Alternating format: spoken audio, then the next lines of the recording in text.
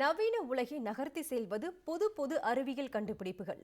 அத்தகைய கண்டுபிடிப்புகளுக்கும் எதிர்கால விஞ்ஞானிகளுக்கும் விதை போடுவது பள்ளிகளில் நடத்தப்படும் அறிவியல் கண்காட்சிகளே. சென்னை அசோக் நகர் அரசினர் பள்ளியில் நடைபெற்ற அறிவியல் கண்காட்சி குறித்து விளக்குகிறது இந்த செய்தி தொகுப்பு.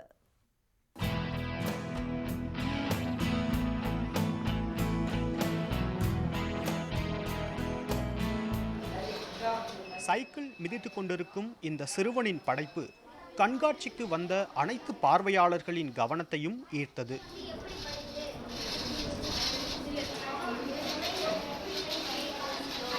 மின்சாரத்தில் இயங்கும் வாஷிங் மெஷினை சைக்கிளின் சக்கரத்துடன் இணைத்து இப்படியும் துணி துவைக்கலாம் என்கிறான் லக்ஷ்மி நாராயணன்.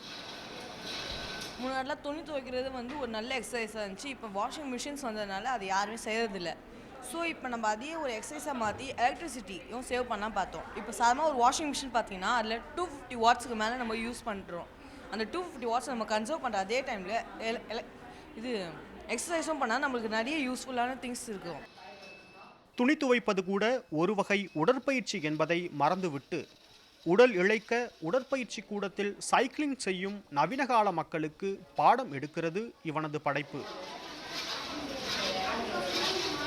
கண்காட்சி என்பது வெறும் காட்சிப்படுத்த மட்டுமல்ல, பார்வையாளர்களுக்கு சமூக விழிப்புணர்வை ஏற்படுத்துவதற்காகவும் என்கிறது சைதாப்பேட்டை திருவள்ளுவர் குருகுல பள்ளி மாணவர்களின் இந்த செய்முறை படைப்பு.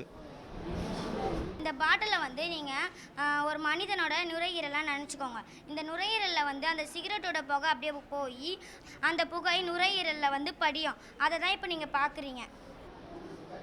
எங்கள் ஸ்கூலில் சில்ட்ரன்ஸ் அகெயின்ஸ்ட் டு டொபாக்கோ என்ற அமைப்பை நாங்கள் அமைச்சிருக்கோம். அந்த டீமில் 25 பேர். இந்த புகையில எதிரான குழந்தைகள் நாங்கள் யாரெல்லாம் சிகரெட் பிடிக்கிறாங்களோ கடையில் கூட விற்கக்கூடாது, அது மாதிரி நாங்கள் அவங்கக்கிட்ட போய் சொல்லி அவங்கள விற்கக்கூடாதுன்னு சொல்லியிருக்கோம். சூரிய ஆற்றல், மின்னாற்றல், ஐன்ஸ்டீன் கோட்பாடு என புத்தகங்களில் விரிந்த வார்த்தைகளை கண்களின் முன்பு காட்சிகளாக காண்பது தங்களின் கற்றல் அறிவை மேம்படுத்த உதவுவதாக கூறுகின்றனர் மாணவர்கள்.